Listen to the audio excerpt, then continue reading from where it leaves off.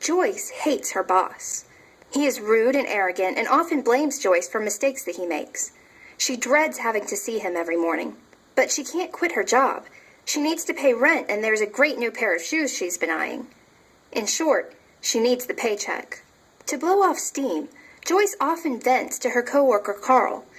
He listens to Joyce and lets her complain about their boss. He even sometimes joins in on the venting and tells his own horror story of what a pain their boss is. They like to imagine scenarios where they get revenge on their boss by putting glue in his coffee or dousing his desk with glitter. Carl and Joyce both believe that they need to vent to each other in order to get through the day.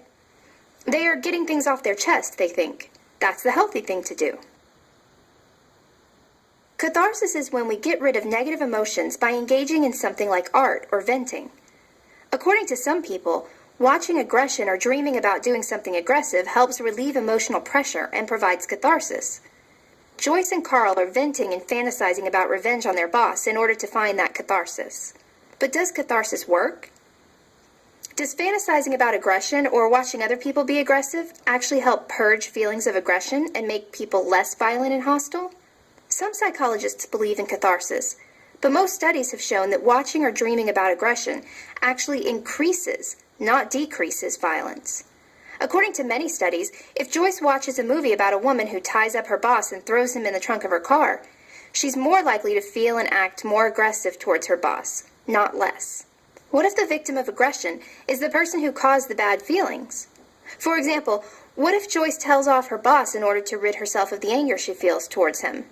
Will she feel a cathartic release? One famous study done in the 1970s sought to answer just that question. In the study, a Confederate, or researcher pretending to be a participant, acted rudely to anger the actual participants. Afterwards, the participants were given tasks to do with the Confederate. Half of the subjects were given the opportunity to administer an electrical shock to the Confederate on the first task, and all of the subjects were given that opportunity on the second task. If catharsis worked, the participants who shocked the Confederate on the first task should show less aggression when given the opportunity in the second task. After all, they will have felt the catharsis during the first shock.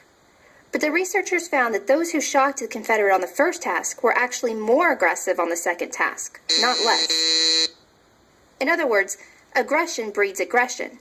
If Joyce tells her boss off, she's likely to feel more hostile, not less, towards him afterwards. Joyce might not feel less aggressive after she tells her boss off, but she'll sure feel good.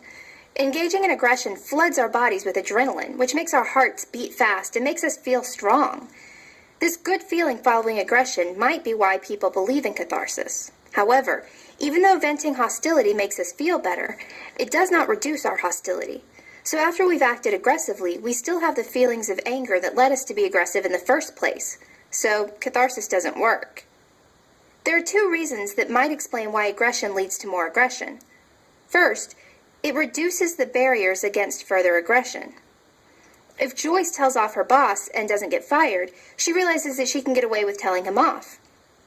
Not only that, but she's got that feel-good adrenaline running through her body, so she's more likely to engage in aggressive behavior in the future. The other reason that aggression might lead to more aggression deals with justifying our actions. Joyce is generally a nice person and thinks of herself that way, but when she tells off her boss, she's being rude and mean. To justify her actions and keep thinking of herself as a nice person, she might tell herself that he deserved it because he's a jerk. While this might be true, what Joyce is demonstrating is how people who act aggressively engage in thought processes that involve blaming the victim of their aggression. This happens even when the victim doesn't deserve our aggression. In fact, some studies show that we are more likely to blame a victim who doesn't deserve our aggression than one who does. For example, let's say that Joyce isn't brave enough to tell her boss off.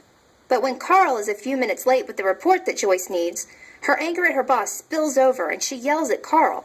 Afterwards, because Joyce wants to think of herself as a nice person, she tells herself that Carl shouldn't have been late with the report. He knows how stressed she is. Needless to say, if you blame the victim of your aggression, you won't experience as much guilt for your actions. Less guilt means that you are likely to engage in aggressive behavior again, especially towards a victim that you blame. Many people believe that engaging in aggression even through watching others be violent or fantasizing about it, provides catharsis, helping rid us of our aggressive feelings. However, most studies show that aggression leads to more aggression, not less. This might be because it reduces the barriers to further aggression, and/or because it leads to blaming the victim of our aggression in order to keep our positive view of ourselves intact.